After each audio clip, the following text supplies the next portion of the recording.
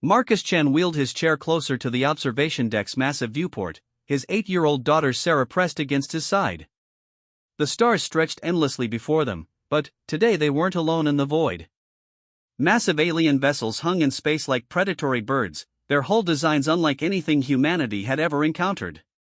"Daddy, why do they look so scary?" Sarah whispered, her small fingers gripping his arm.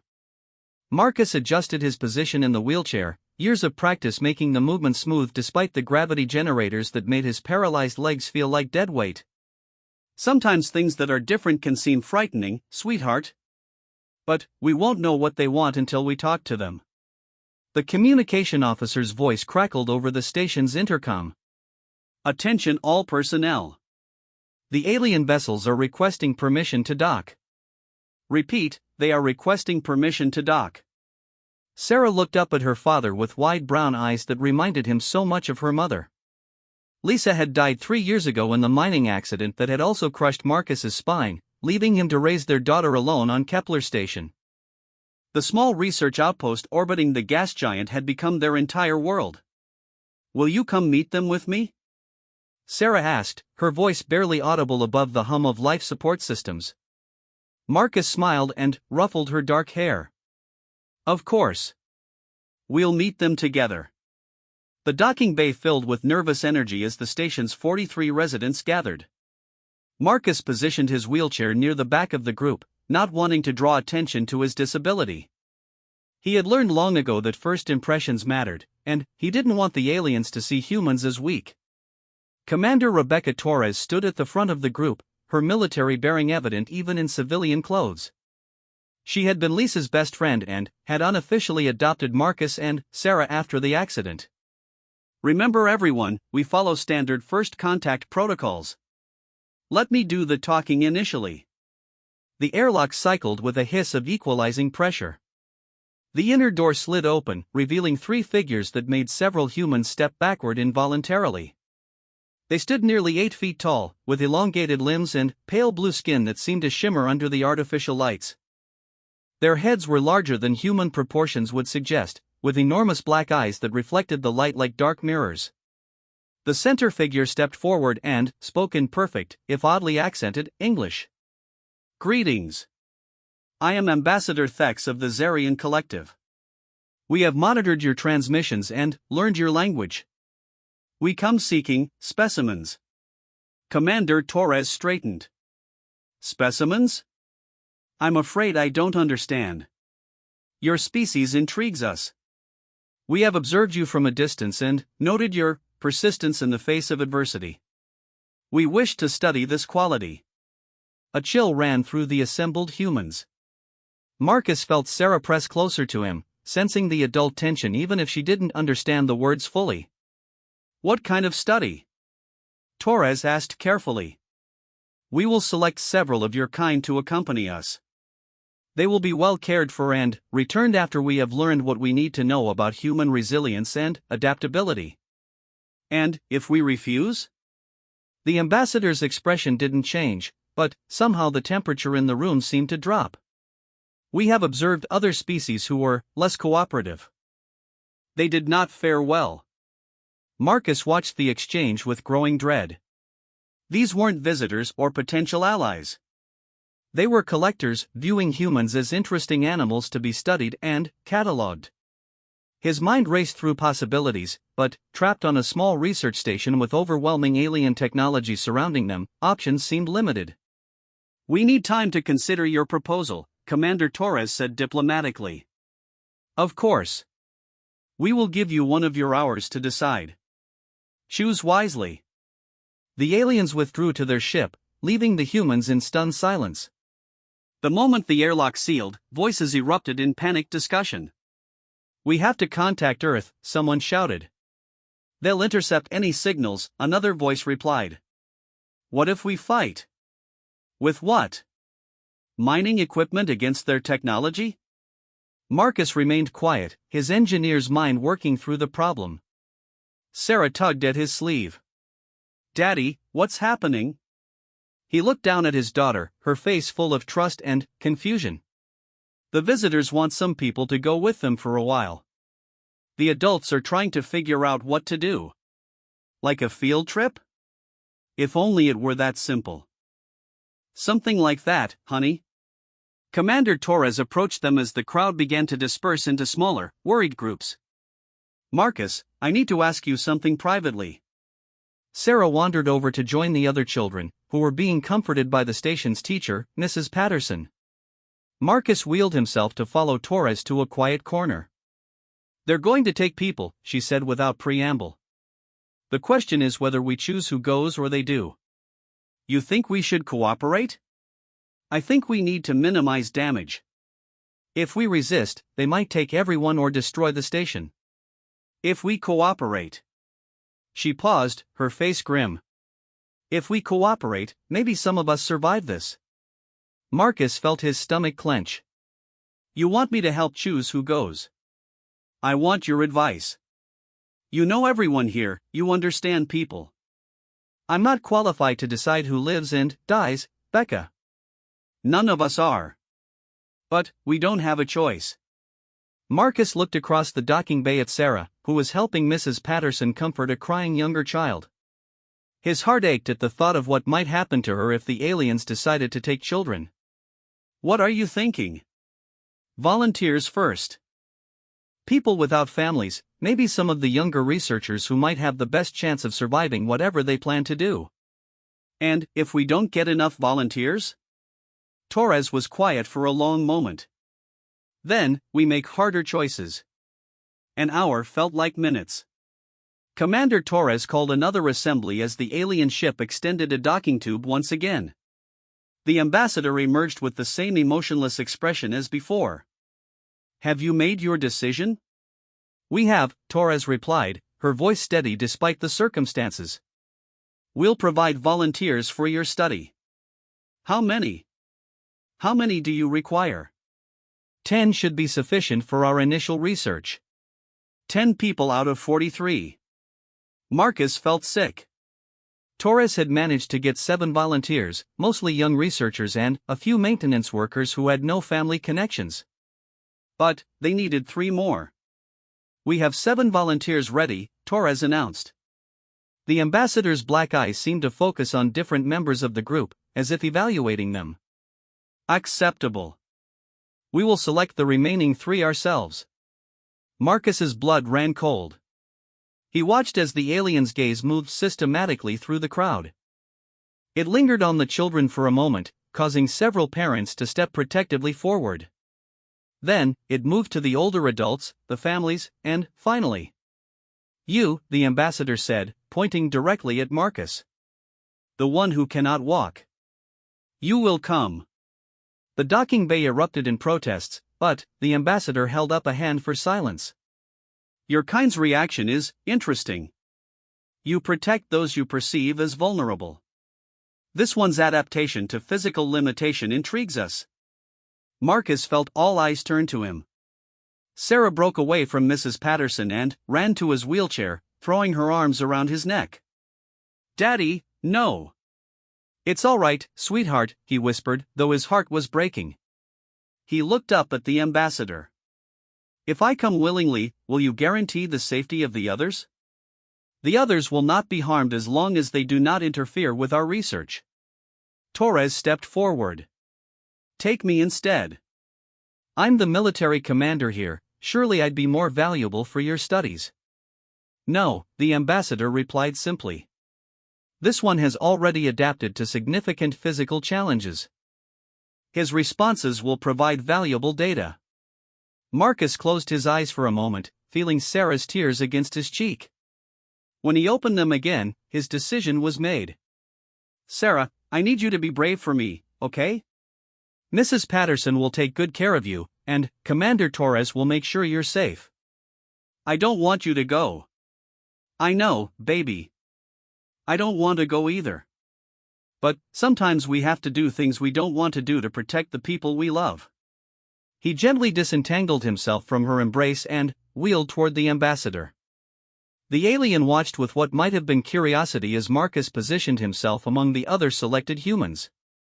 An interesting choice, the ambassador observed. You came forward despite obvious emotional attachment to the young one. She's my daughter. Of course I have attachment to her. But, that's exactly why I'll do whatever it takes to keep her safe. Fascinating. We will learn much from you. The walk to the alien ship felt like a funeral march. Marcus took one last look at Sarah, memorizing her face, then rolled through the airlock into an uncertain future. The interior of the ship was sterile and coldly beautiful, with surfaces that seemed to shift and flow like liquid metal. They were led to what appeared to be holding cells, though they were comfortable enough with beds and basic amenities.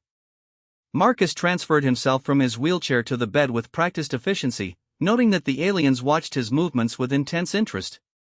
"Why did you volunteer?" asked Dr. Jennifer Walsh, one of the young researchers who had stepped forward initially. Marcus settled back against the pillows and considered the question. "Because if I hadn't, they would have taken someone else. Maybe someone with children who couldn't afford to lose a parent. Maybe Sarah herself." "But, you have Sarah too." "Yes, but, He gestured at his legs. "I'm already damaged goods. If something happens to me, Sarah has Torres and the others. If something happened to Torres or the Pattersons or any of the other families, their children would be alone." "That's not how it works," Jennifer said softly. "You're not worth less because you're in a wheelchair." Marcus smiled sadly. "Maybe not. But, sometimes the universe forces us to make choices that don't have good answers. I made the one I could live with." The ship's engines hummed to life, and Marcus felt the subtle shift that indicated they were moving away from Kepler Station. Away from Sarah. Away from everything he had left in the universe. He closed his eyes and tried to imagine what kind of tests these aliens had planned. Physical endurance seemed unlikely given his condition. Mental resilience, perhaps? Problem solving under stress? It didn't matter. Whatever they wanted to study about human nature, he would give them something to remember. The aliens had made one critical error in their calculations. They assumed that taking the disabled human would provide them with a compliant subject, someone already broken by circumstance. They didn't understand that learning to live with paralysis had taught Marcus something far more valuable than the use of his legs. It had taught him that the human spirit could adapt to anything.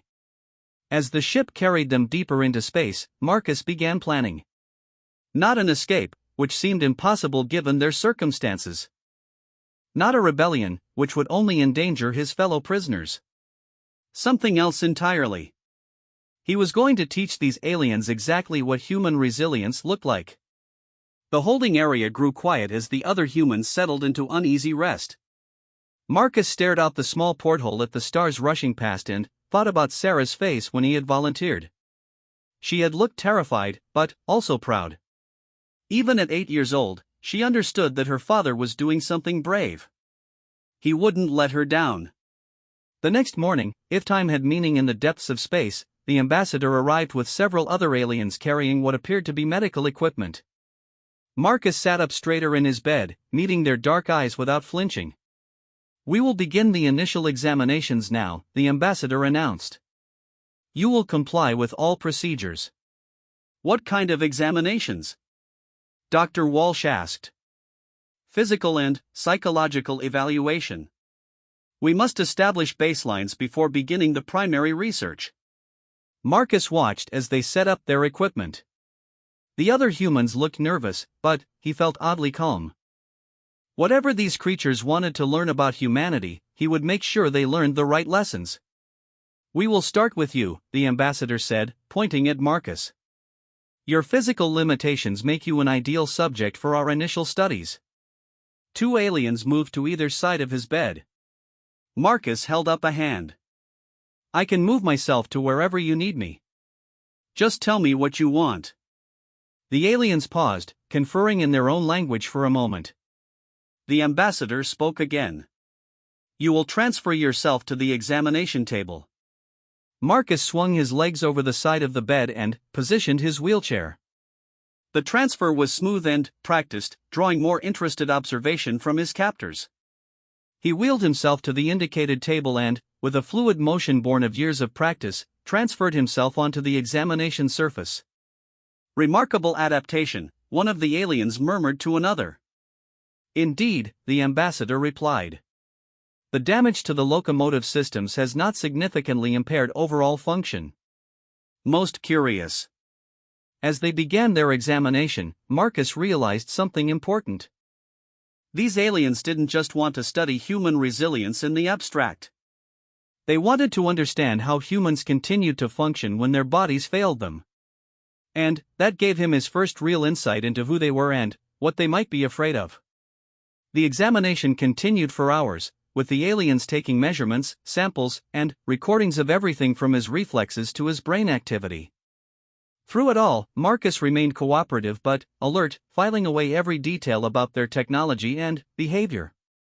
When they finally finished and returned him to the holding area, he had the beginnings of a plan. The aliens had made their second mistake. They had given him something to study in return. And Marcus-chan had always been a very good student. 3 days into their journey through alien space, Marcus had established a routine that surprised even himself. While his fellow prisoners spent their time in varying stages of despair, anger, or resignation, he had turned his captivity into an opportunity for observation and learning. The aliens, he had discovered, followed strict schedules. They came for examinations every 12 hours, rotating through the 10 human subjects with mechanical precision. During these sessions, Marcus paid careful attention not just to what they were doing to him, but to how they moved, how they communicated, and, most importantly, how they reacted to different human behaviors. Dr. Jennifer Walsh had become his unofficial assistant in these observations, her background in xenobiology making her naturally curious about their captors' physiology and behavior. During their latest examination, she had noticed something interesting. "Did you see how they responded when Marcus asked to move himself?" she whispered to the others during one of their brief periods alone. They seemed genuinely surprised that he could function independently. Marcus nodded from his position on his bed. "I've been thinking about that. They keep referring to me as damaged or impaired, but they're fascinated by adaptation. I don't think they understand the concept of disability accommodation." "What do you mean?" asked Tom Bradley, one of the maintenance workers who had volunteered. "Think about it. Their technology is incredibly advanced, but it's all built for beings exactly like them. Same height, same proportions, same capabilities. They don't seem to have any concept of building things that work for different body types or abilities." Sarah Okafor, a young engineer, looked thoughtful. "You think they don't have disabled individuals in their society?" "I think they don't have individuals who survive being disabled," Marcus replied grimly. "Which might explain why they're so interested in studying how humans adapt." The conversation was interrupted by the arrival of the ambassador and 2 other aliens.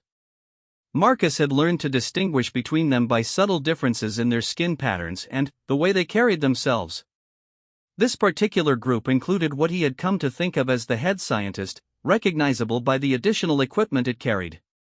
"Today we will conduct different tests," the ambassador announced. "We wish to observe your problem-solving capabilities under stress." They were led to a larger chamber that Marcus hadn't seen before. The space was filled with what appeared to be a complex maze of platforms, ramps, and obstacles. Some areas were clearly designed for the tall, agile aliens, but Marcus noticed that other sections had been hastily modified with what looked like alternative routes. "Each of you will navigate this challenge course," the head scientist explained. "Your performance will be recorded and analyzed." Marcus studied the course layout, his engineer's mind automatically identifying potential solutions and problems. The modifications for wheelchair access were crude but functional, clearly added after the original design. More evidence that these aliens didn't normally consider alternative mobility needs. "I'll go first," he volunteered, before anyone else could speak. The aliens conferred briefly in their own language. The ambassador turned back to him. "You wish to attempt the course despite your limitations?" "My limitations are different from theirs," Marcus replied, gesturing to his fellow humans. "Not necessarily greater." He transferred to his wheelchair and approached the starting point. The course required navigation through narrow passages, manipulation of controls at various heights, and coordination between multiple tasks. For someone walking, it would require agility and quick thinking. For someone in a wheelchair, it would require different strategies entirely. Marcus began with a methodical approach, testing each obstacle to understand its requirements before committing to a solution. When he encountered a gap too wide for his wheelchair to cross directly, he backed up to examine alternative routes. Finding none, he transferred out of his chair, pulled it up onto a higher platform, then climbed up after it using only his arms. The aliens watched in fascination as he reassembled himself and continued. Their recording equipment hummed constantly, capturing every movement and adaptation. At one point, the course required reaching controls that were positioned for someone much taller than even an standing human. Marcus studied the problem for a moment, then maneuvered his wheelchair to use it as a platform, locking the wheels and transferring himself to the armrests to gain the additional height he needed. When he finished the course, several minutes behind what would have been an optimal time for the aliens but, well within what Marcus considered reasonable for his circumstances, the silence in the chamber was profound. Fascinating, the head scientist finally said. Your approach was entirely different from our projections. You projected how I would handle this? We created simulations based on our understanding of your capabilities. In every simulation, you failed to complete the course. Marcus smiled. That's because you don't understand human creativity. We don't just accept limitations. We find ways around them. The other humans completed the course with varying degrees of success, but Marcus could see that the aliens were no longer focused on them. Their attention kept returning to him, and to the recordings of his solutions. That evening, back in their holding area, the group gathered around Marcus's bed for their daily debrief. It had become their informal planning session, though none of them were quite sure what they were planning for. They're definitely learning something, Jennifer observed. But I'm not sure it's what they expected. The question is whether that's good or bad for us, Tom added. Marcus had been thinking the same thing. I think it depends on what they do with what they learn. If they're studying humans to understand our weaknesses, then showing them our adaptability might be a mistake. But if they're trying to understand our strengths, then maybe we're teaching them to respect us, Sarah finished. Maybe. Or maybe we're just making ourselves more interesting specimens. The conversation was interrupted by an unusual sound. The ship's engines, which had maintained a steady hum since their departure, suddenly changed pitch. Then, they stopped entirely. In the silence that followed, emergency lighting activated, bathing everything in a dim red glow. The artificial gravity fluctuated, causing loose objects to drift momentarily before settling again. What was that? Someone whispered. Before anyone could answer, the ambassador burst into their area, moving with an urgency they had never seen before. Behind him came several other aliens, and, for the first time since their capture, Marcus saw something like fear in their massive dark eyes. You will come with us immediately, the ambassador commanded. All of you. What's happening? Dr. Walsh demanded. Our ship has suffered critical damage. We require assistance. The humans exchanged glances.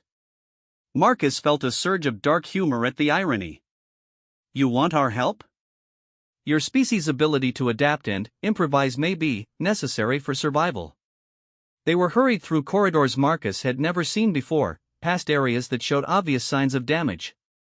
Burnt panels, exposed conduits sparking with alien electricity, and sections where the corridor walls had buckled inward suggested some kind of catastrophic system failure. The bridge was in chaos. Aliens moved frantically between control stations while displays showed diagrams that Marcus couldn't read but clearly indicated critical problems throughout the ship.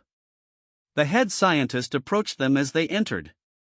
The primary navigation and life support systems have failed, it announced without preamble. Our repair protocols are insufficient for the extent of the damage. And, you think we can help? Marcus asked. Your species shows remarkable ability to create solutions outside normal parameters. We require this capability now. Marcus looked around the bridge, taking in the scope of the crisis. What exactly happened? Unknown. Systems began failing in cascade approximately 1 hour ago. We have never encountered this type of malfunction.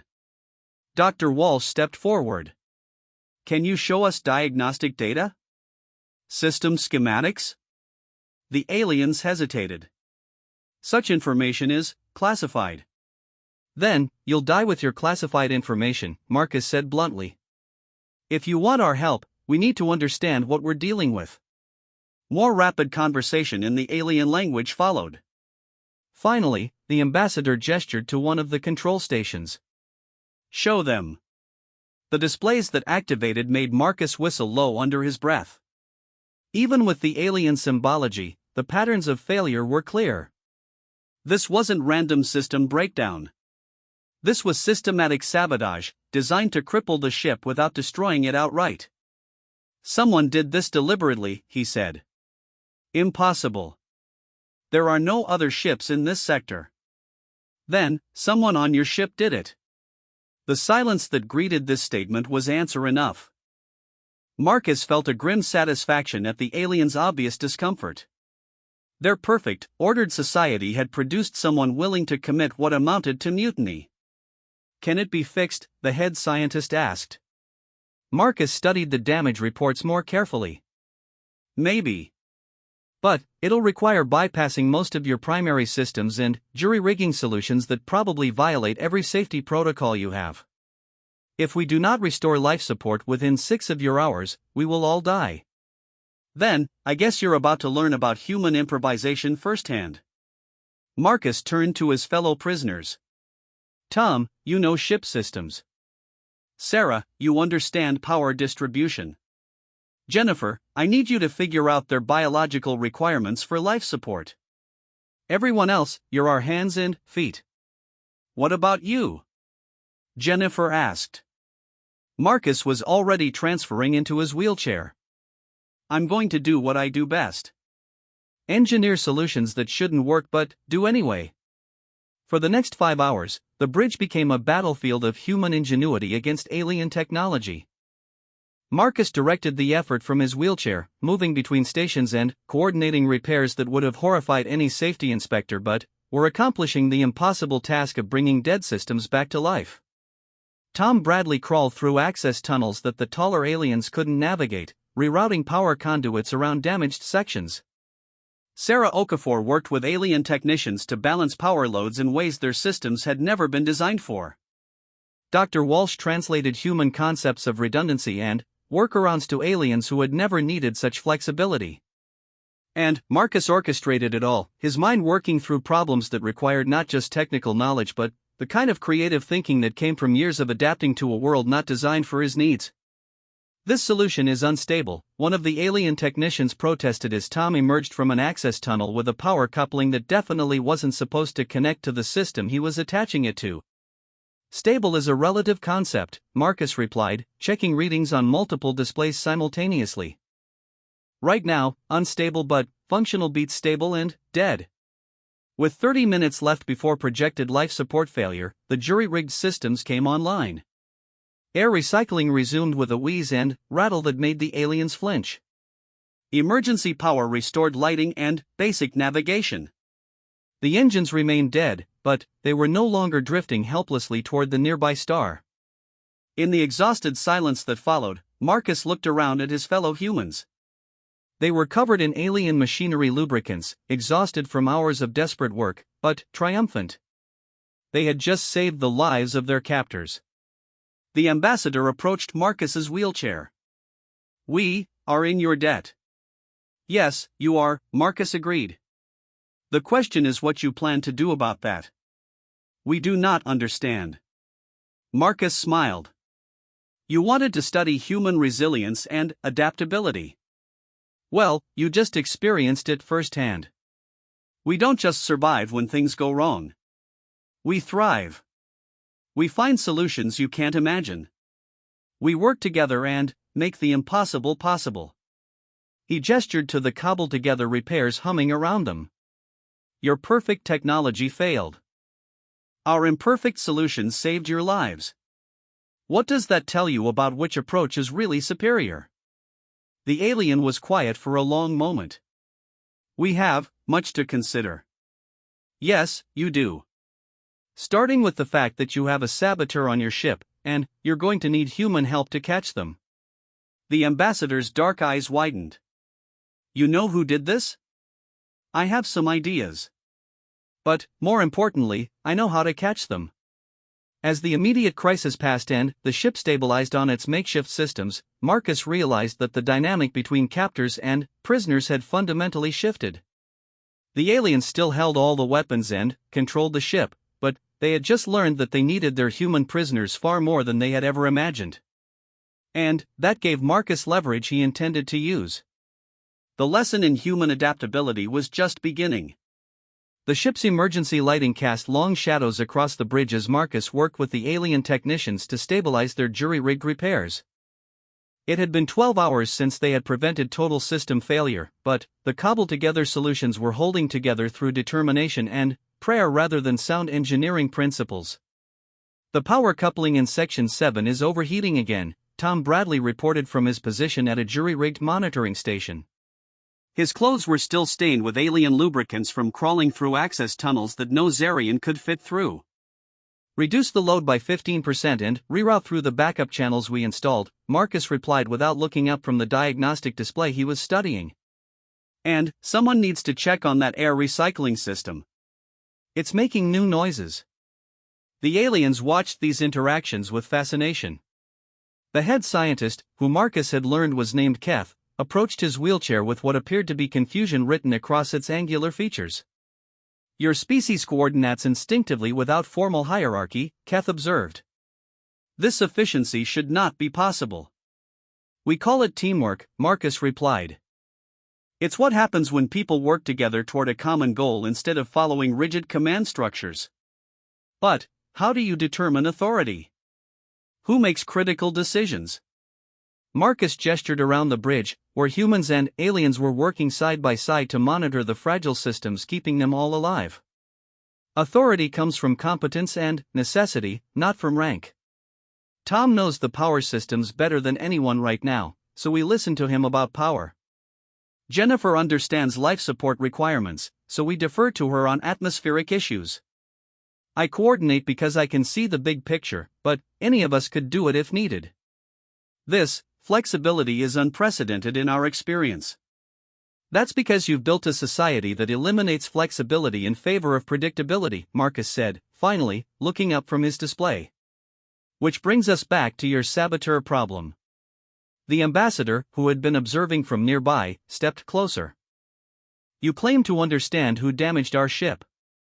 Not who specifically, but I understand the type of person who would do this and why.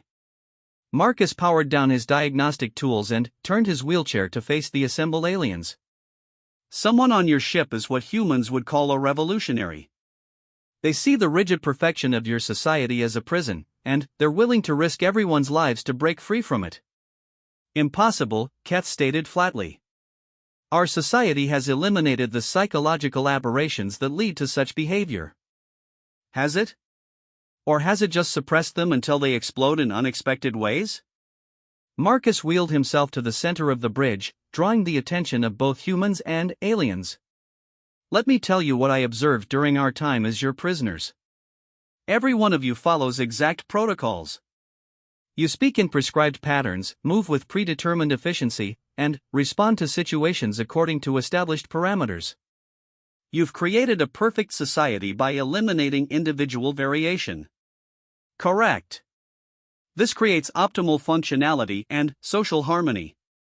It also creates enormous psychological pressure. Humans understand this because we've seen it throughout our history. When you suppress individual expression completely, it doesn't disappear. It goes underground and builds up pressure until it explodes. Dr. Walsh stepped forward from her position at the life support monitoring station. From a psychological perspective, Marcus is right. Complete conformity is impossible to maintain indefinitely. There will always be individuals who rebel against total control, even if they have to destroy themselves and others to do it. The aliens exchanged looks that Marcus was beginning to recognize as their equivalent of worried whispers. Ambassador Thex spoke first. "If your theory is correct, how do we identify this individual?" "We don't," Marcus said. "We make them identify themselves." "Explain." Marcus smiled grimly. "We give them exactly what they want. We create chaos." The plan Marcus outlined was risky, but it relied on psychological principles that had proven true across human cultures for millennia. If someone on the ship was desperate enough to commit sabotage, they were likely driven by a need to see their perfect society fail. The solution was to create controlled failure that would draw them out. "We're going to make it look like our repairs are failing," Marcus explained to the gathered group. "Gradual system degradation that appears to be beyond our ability to fix. Your saboteur will either reveal themselves by trying to accelerate the failure, or by demonstrating knowledge of the original damage that only they could have. This plan risks all our lives," Ambassador Thex pointed out. "Your saboteur already risked all our lives. The difference is that this time, we're ready for them." The aliens agreed reluctantly, perhaps because they had no better alternatives. Over the next 2 days, Marcus and his human team carefully introduced controlled failures into their repair work. Systems that had been stabilized began showing signs of degradation. Warning lights appeared on displays throughout the ship. The air recycling system developed an alarming rattle that grew progressively worse. Through it all, they watched for unusual behavior among the crew. It didn't take long. Zek, a junior technician who had remained silent throughout most of the crisis, began appearing in sections of the ship where he had no assigned duties. More tellingly, he started offering solutions to problems that hadn't been announced publicly, demonstrating knowledge of system failures that should have been impossible for him to possess. "He knows too much about the original sabotage," Jennifer observed during one of their private planning sessions. "And his suggestions for fixes would actually make things worse." Marcus nodded. "He's trying to guide us toward total system failure while appearing helpful. Classic psychology of someone who wants to watch everything burn." The trap they set was elegant in its simplicity. Marcus announced that they had identified a critical component whose failure would cause a total cascade collapse of all their repairs. The component was fictional, but the announcement was made publicly during a ship-wide briefing on repair status. That night, Zek was caught attempting to access the non-existent component's location. The confrontation took place in the ship's engineering section, with Zek surrounded by alien security forces and the human team. The young alien's composure had cracked completely, revealing the psychological pressure that Marcus had predicted. "You understand nothing," Zek shouted at his fellow aliens. "We have become machines ourselves. Perfect, predictable, and dead inside. These humans with their chaos and adaptation show us what we have lost." "So you tried to kill us all?" Marcus asked calmly. "I tried to show them that perfection is an illusion. That their ordered society is a cage." Marcus studied the young alien with something approaching sympathy. "You're right that rigid perfection can become a prison. But destruction isn't the answer. Evolution is." "What do you mean?" "Change. Growth. Learning from others instead of just studying them." Marcus gestured to the jury-rigged systems around them. "Look what we accomplished together when we had to adapt. Your technology and our innovation created solutions neither of us could have achieved alone." Ambassador Thex stepped forward. "Zek will be confined and processed according to our legal protocols." "Wait," Marcus said. "Before you do that, answer one question. What happens to members of your society who don't fit the standard patterns? The ones who think differently or can't conform to your rigid expectations?" The silence that followed was answer enough. "That's what I thought," Marcus continued. "You eliminate them. Remove them from society, suppress them, or worse. Zek isn't an aberration. He's a symptom of what happens when you try to force all intelligent beings into identical molds. Our society functions efficiently because of uniformity. And it nearly died because of that same uniformity. If you had diversity of thought and approach, if you had individuals who could think outside your protocols, your saboteur would never have been able to cause so much damage. Someone would have anticipated the possibility and prepared for it. Marcus wheeled himself closer to the group of aliens. Humans have a saying, diversity is strength. We don't mean just physical diversity, though that's important too. We mean diversity of thought, of approach, of perspective. Our problems get solved because different people see different solutions. Dr. Walsh stepped forward to support the point. Marcus is right. Human societies that embrace diversity and different ways of thinking have historically been more resilient, more innovative, and more successful than those that enforced conformity. But diversity leads to conflict and inefficiency, Keth protested. Sometimes, Marcus agreed. But it also leads to innovation, adaptation, and survival. Which would you rather have? A perfectly efficient society that can't handle unexpected challenges, or a sometimes chaotic one that can adapt to anything? The aliens spent the next several hours in intense discussion in their own language. Meanwhile, the humans continued monitoring their repair work and preparing for the journey back to Kepler station. The ship's systems were holding, but barely, and everyone knew that permanent repairs would require a real shipyard with proper equipment. When the aliens reconvened, Ambassador Thex approached Marcus with an expression that seemed different somehow. Less rigid, more thoughtful. We have reached a decision regarding our research project. Marcus waited, not wanting to influence what came next.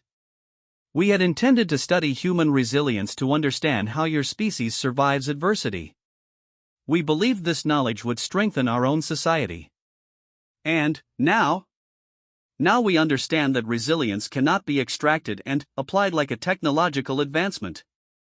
It emerges from the very diversity and adaptability that we have eliminated from our society.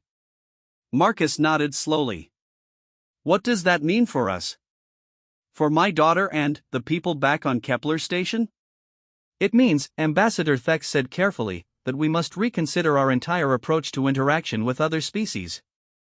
And to our own social development. Zek spoke from his position under guard. What about me? What happens to those of us who cannot or will not conform? The ambassador looked at Marcus. What would humans do in this situation? Marcus considered the question carefully. We'd try to understand why Zek felt driven to such extreme actions. We'd address the underlying problems that created his desperation. And we'd find ways for him to contribute to society that used his different perspective as a strength rather than treating it as a flaw. Even after he nearly killed us all? Especially then. Anyone desperate enough to risk mass destruction to make a point is someone with insights we need to hear, even if we don't like how they express them. The discussion that followed changed the course of not just their immediate situation, but the future relationship between humans and the Zarian collective. For the first time in their recorded history, the aliens began seriously considering the value of different perspectives and approaches within their society. Marcus found himself in the unexpected position of unofficial human ambassador, helping to design new social frameworks that could accommodate diversity without sacrificing the stability that the aliens valued. It was challenging work that drew on every aspect of his experience, from engineering complex systems to raising a child who saw the world differently than he did. As they prepared for the final approach to Kepler station, Marcus realized that he had accomplished something far more significant than just surviving captivity. He had planted seeds of change that could transform an entire civilization. But, more importantly, he was going home to Sarah. The girl who had asked him not to hurt her had inadvertently saved two entire species from the limitations of their own rigid thinking. Sometimes the greatest strength came from the most unexpected places, and sometimes what appeared to be weakness was actually the foundation for everything that made life worth living. The ship that limped back toward Kepler station carried more than just rescued prisoners. It carried the beginning of a new understanding between species, and proof that the human spirit could not only adapt to any challenge, but could help others adapt as well. Marcus smiled as he watched the distant dot of Kepler station grow larger on the viewscreen. Sarah was waiting for him, and he had stories to tell her about courage, adaptation, and the surprising ways that differences could become strengths. The aliens had wanted to study human resilience. Instead, they had learned that true resilience came not from individual toughness, but from the connections between people who chose to support each other despite their differences. It was a lesson that would reshape both of their societies for generations to come. Kepler Station grew from a distant star to a recognizable structure as the damaged alien vessel approached for docking. Marcus pressed his face to the observation port, searching for any sign of damage or distress from the research station that had been his home for the past 5 years. The familiar ring of solar collectors and communication arrays looked intact, but he wouldn't truly relax until he was back aboard and could confirm that Sarah and the others were safe. Your emotional response to returning home is quite pronounced, Ambassador Thex observed, joining Marcus at the viewport. Over the past week of travel, the alien had spent considerable time trying to understand human psychological patterns, though Marcus suspected the motivation went deeper than scientific curiosity. "She's my daughter," Marcus replied simply. "She's probably been terrified for the past 3 weeks, not knowing if I was ever coming back. Yet you volunteered to leave her, knowing the risk." Marcus turned his wheelchair to face the ambassador. "Because the alternative was worse. If I hadn't volunteered, you would have selected someone else, possibly someone she needed more than she needed me. You undervalue your importance to the young one." "Maybe. But that's a risk assessment I could live with. Losing her because I failed to protect her isn't." The alien's large dark eyes studied Marcus with an intensity that had become familiar over their journey. "This protective instinct is universal among your species?" "Pretty much. We protect our young, our families, our communities. Even people we've never met, if we think they need help and we can provide it. Even when it costs you significantly?" Marcus gestured around the alien ship, thinking of the weeks of captivity and experimentation they had endured. "Even then. Especially then, sometimes." Ambassador Thex was quiet for several minutes, apparently processing this information.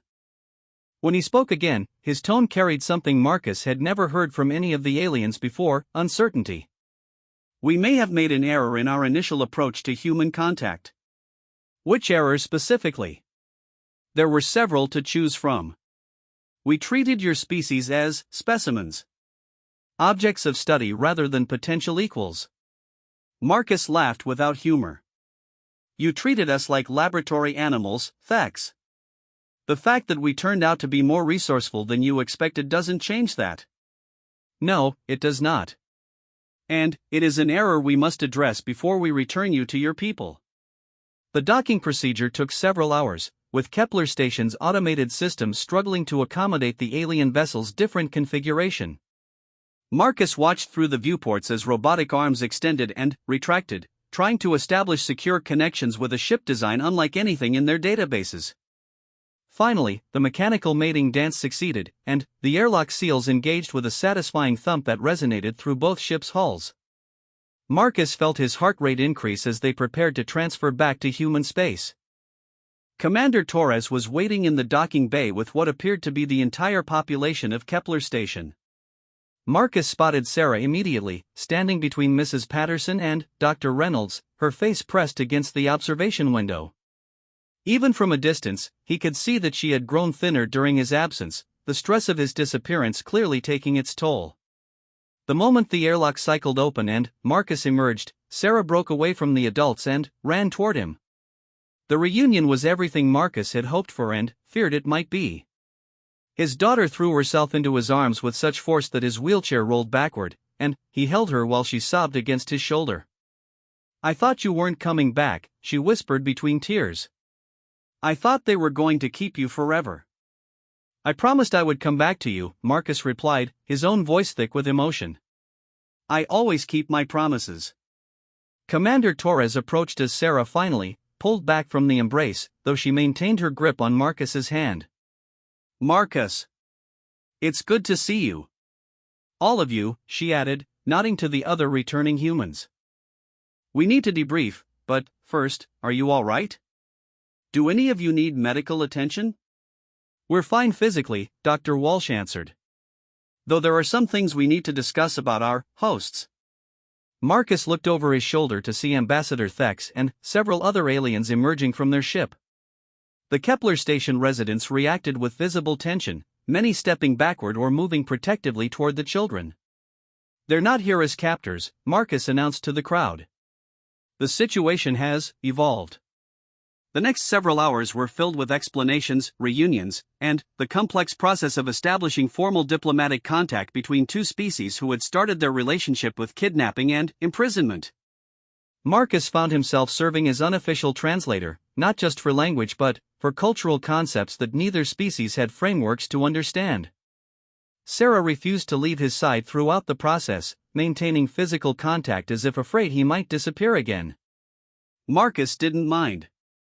Her presence reminded him of why he had made the choices he had, and why the diplomatic breakthrough they had achieved mattered so much.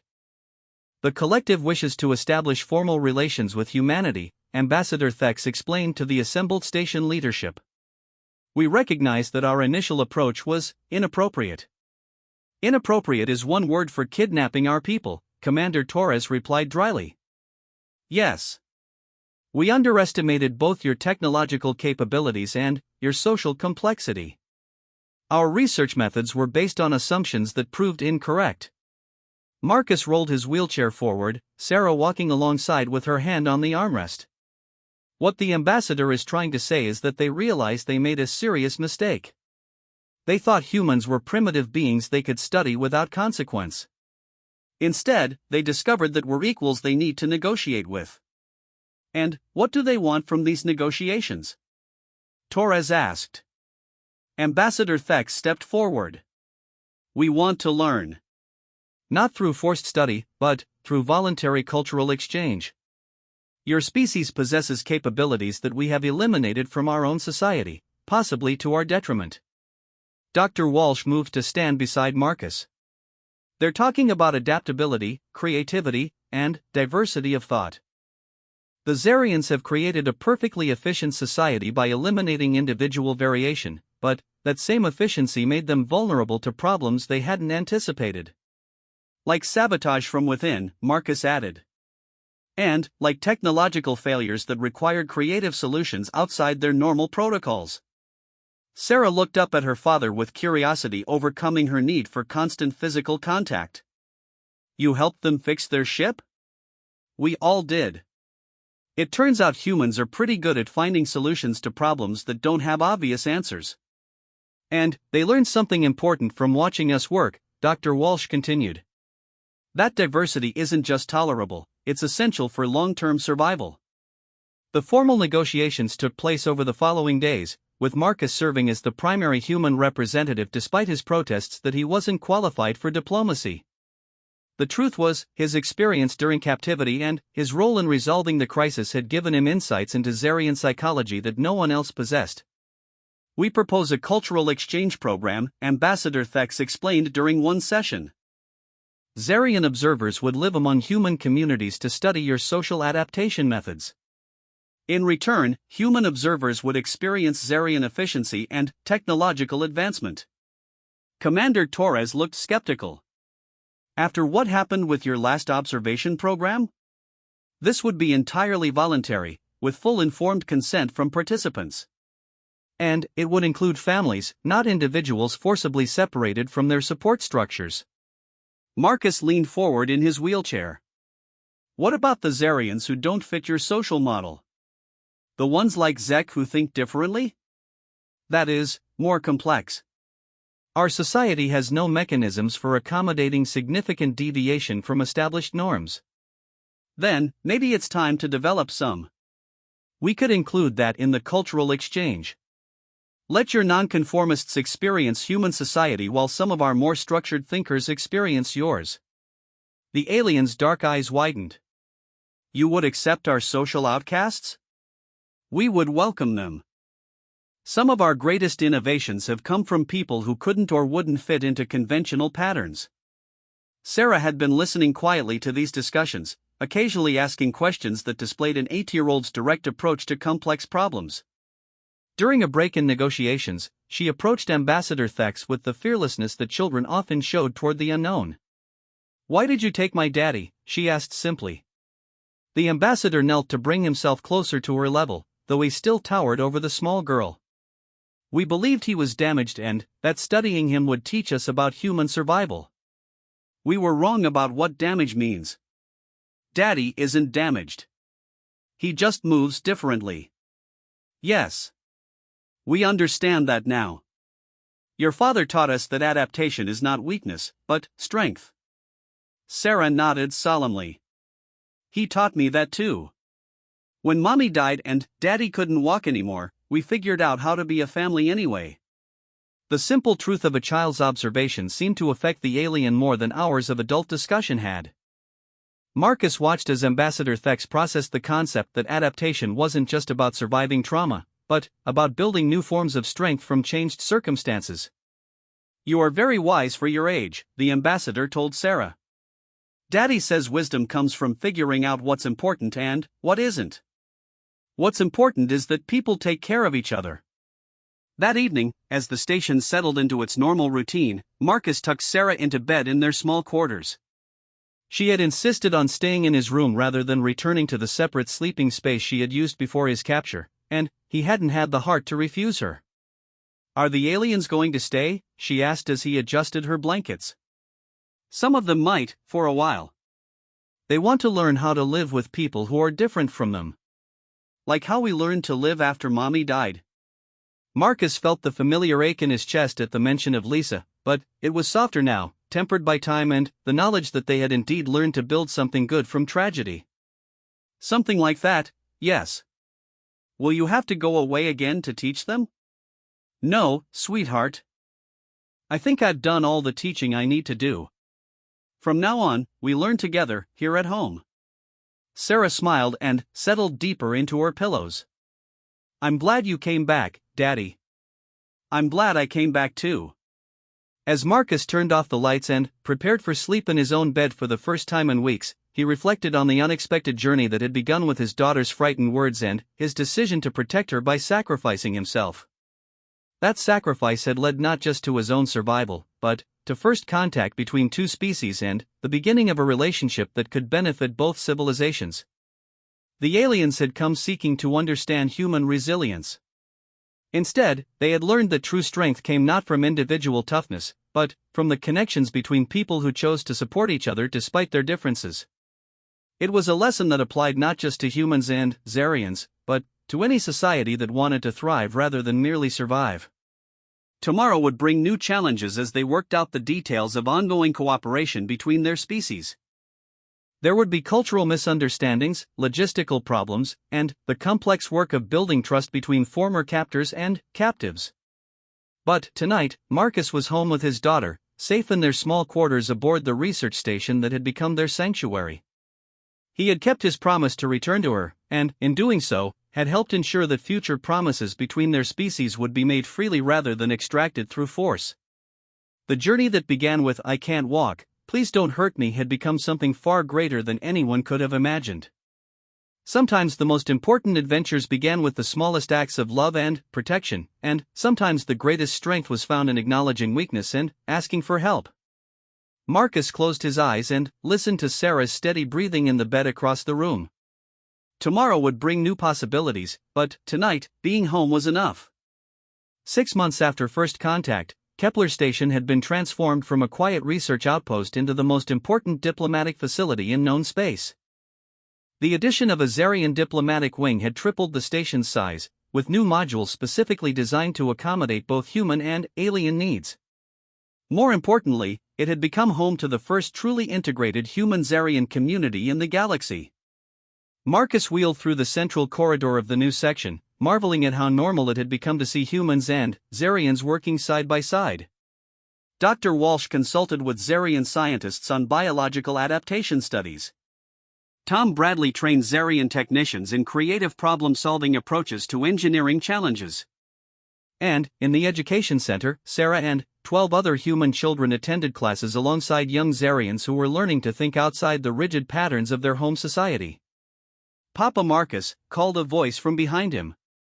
Marcus turned to see Keth's offspring, Zix, approaching with the careful gait that young Xarians used when trying to move more like their human friends. The alien child had adopted the human custom of choosing family-like relationships with adults outside their biological lineage, something that had initially confused the Zarian adults but was gradually being accepted. "Hello, Zix.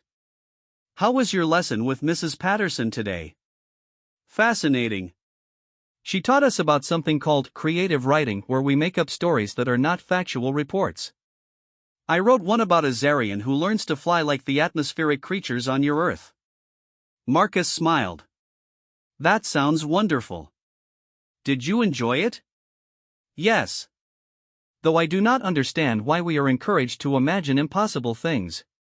"Because sometimes imagining impossible things is the first step toward making them possible." Zix's large dark eyes blinked in the pattern that indicated deep thought. This was one of the many small adaptations both species had learned to recognize in each other over the past months. "Like how you imagined solutions to fix our ship when all logical approaches had failed." "Exactly like that." The young Zarian's expression brightened. "I think I understand. Will you review my story later?" "I'd be honored to." As Zix hurried off to join a mixed group of human and Zarian children in the recreation area, Marcus continued toward his destination, the Integration Planning Center, where the real work of building a shared future was taking place. Ambassador Thex looked up from a display showing population distribution charts as Marcus entered the conference room. "Marcus, your timing is excellent. We have received responses to our latest expansion proposal." The expansion proposal was ambitious, extending the cultural exchange program to 12 human colonies and establishing permanent Zarian observation posts throughout human space. More significantly, it included provisions for Zarian social dissidents to emigrate to human communities if they chose, while humans who preferred more structured societies could relocate to Zarian worlds. "How did the Collective Council respond?" Marcus asked, transferring from his wheelchair to the conference table's adapted seating area. "With more flexibility than we anticipated," Thex replied. "The success of this station has convinced many that integration benefits both species. However, there is still significant resistance from conservative factions." Dr. Walsh entered the room carrying a stack of data tablets. "The resistance is understandable. We're asking them to fundamentally change social structures that have been stable for millennia." "Stable, but fragile," Marcus pointed out. "The sabotage incident proved that. Suppressing diversity doesn't eliminate it, it just creates pressure that eventually explodes in destructive ways." "Speaking of which," Dr. Walsh said, settling into her chair, "I have an update on Zek's progress." The former saboteur had become an unexpected success story in human society. After months of therapy and integration support, he had shown remarkable adaptation to human social patterns. More importantly, his insights into Zarian psychology had proven invaluable for helping other Zarian dissidents adjust to human communities. He's been selected for the Advanced Engineering Program at New Geneva Colony, Dr. Walsh continued. His proposals for hybrid human-Zarian technology are apparently revolutionary. "I'm not surprised," Marcus said. His willingness to think outside established parameters was what made him such a problem in Zarian society and such an asset in ours. Ambassador Thex tilted his head in the gesture they had learned indicated curiosity. "Do you believe all Zarian dissidents would adapt as successfully?" "Not all, but many. The key is giving them genuine choice and support during the transition." Zek succeeded because he wanted to change and had help doing it. The discussion was interrupted by the arrival of Commander Torres and a delegation of Earth government representatives. The formal expansion negotiations had been ongoing for weeks, but today's session was expected to produce final decisions about the future scope of human-Zarian cooperation. "Ladies, gentlemen, and honored guests," Commander Torres began, "we've received authorization from Earth Central to proceed with Phase 2 of the integration program." The Phase 2 authorization was significant. It meant permanent exchange populations, shared technology development, and, most importantly, the establishment of hybrid colonies where humans and Zarians would build completely new societies together from the beginning. "The first hybrid colony will be established in the Tau Ceti system," Torres announced. "Construction begins in 18 months, with initial population transfer scheduled for 2 years from now." Marcus felt a flutter of excitement mixed with apprehension. What kind of population are they planning? Approximately 5,000 humans and 2,000 Xarians, with provisions for growth as integration proceeds. The colony will be self-governing, with hybrid leadership structures combining human flexibility and Xarian efficiency. Ambassador Thex spoke carefully. The collective has identified volunteers from our population, though many are individuals who have shown nonconformist tendencies. That's perfect, Marcus said. The colony needs people from both species who are willing to try new approaches. There is one additional matter, Torres continued. The Earth Council has specifically requested that you consider serving as the colony's first integration coordinator. Marcus felt his heart skip.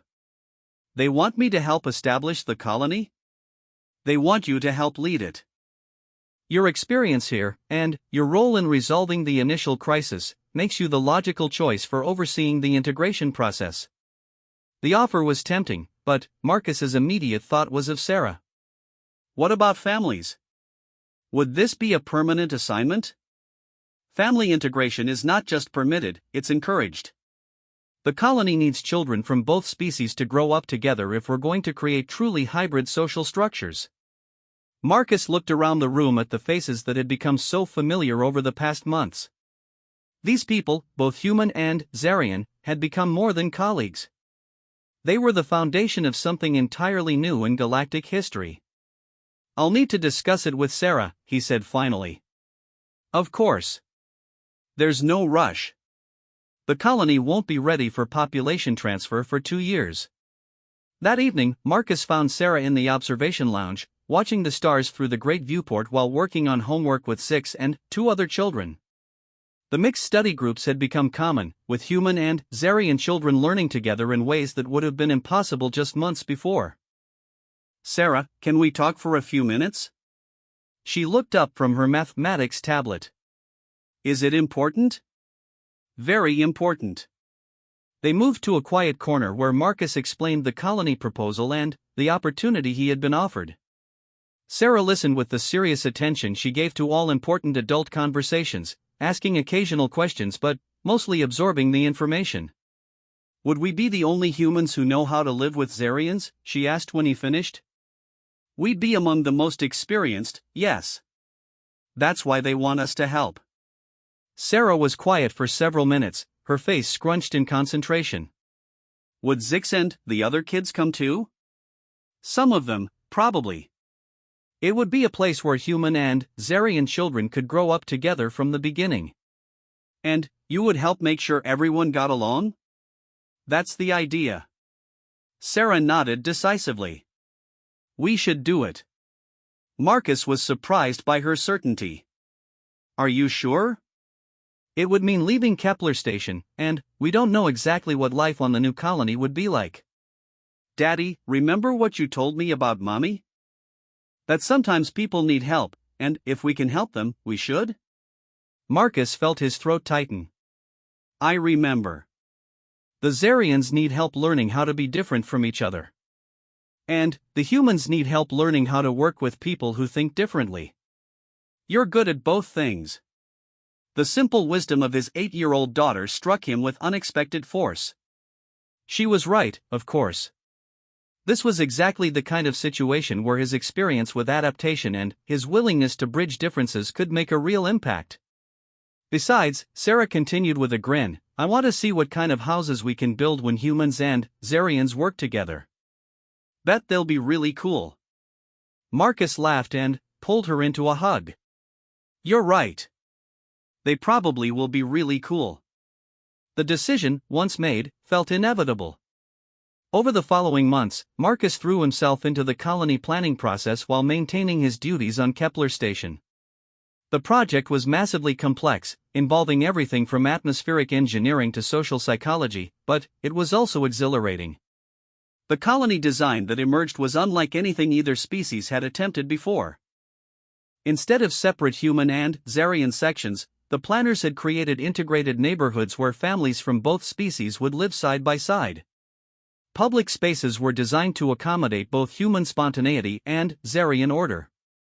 work assignments would be based on interest and aptitude rather than species, creating teams that combined different approaches to problem solving.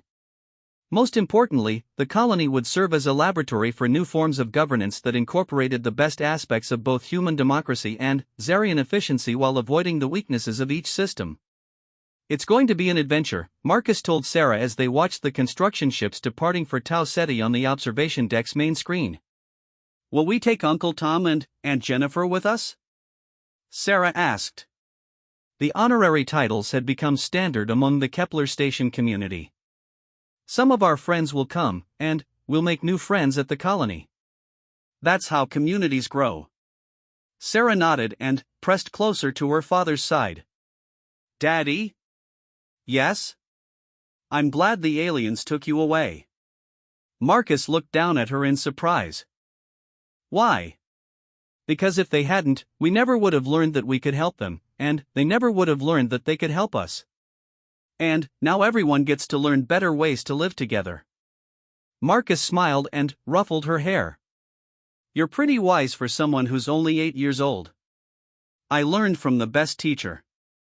As they watched the ships disappear into junk space, carrying the materials and equipment that would become humanity's first truly alien partnership, Marcus reflected on the journey that had brought them to this moment. It had started with his daughter's frightened words and his desperate desire to protect her. But it had become something far greater, proof that the greatest strength came not from individual capabilities, but from the willingness to reach across differences and build something new together. The colony at Tau Ceti would face challenges that no previous human settlement had encountered. There would be cultural misunderstandings, technological integration problems, and the complex work of creating hybrid institutions that served both species' needs. But Marcus was confident they would succeed. Not because the task was easy, but because they had already proven that humans and Zarians could overcome their differences when they focused on common goals. The girl who had once asked him not to hurt her had become the catalyst for the greatest cooperative venture in galactic history. Sometimes the most important journeys began with the smallest acts of love and protection. And sometimes the greatest achievements were built on the foundation of people who refused to give up, no matter how impossible the odds seemed. The new colony would face an uncertain future, but it would face it together. And that, Marcus had learned, made all the difference in the world. As father and daughter headed home to pack for the greatest adventure of their lives, the stars that had once seemed cold and distant now looked like beacons of infinite possibility. The universe was vast and full of wonders, but the greatest wonder of all was the capacity for different beings to choose cooperation over conflict, understanding over fear, and hope over despair. The human spirit had proven once again that it was not just resilient, but transformative. And that transformation would ripple outward through the galaxy for generations to come, all because a disabled father had chosen love over safety, and a frightened child had learned that strength came in many different forms. The story that began with "I can't walk, please don't hurt me" had become a testament to the power of adaptation, the importance of diversity, and the unbreakable bonds between people who choose to build each other up rather than tear each other down. It was, in the end, the most human story of all.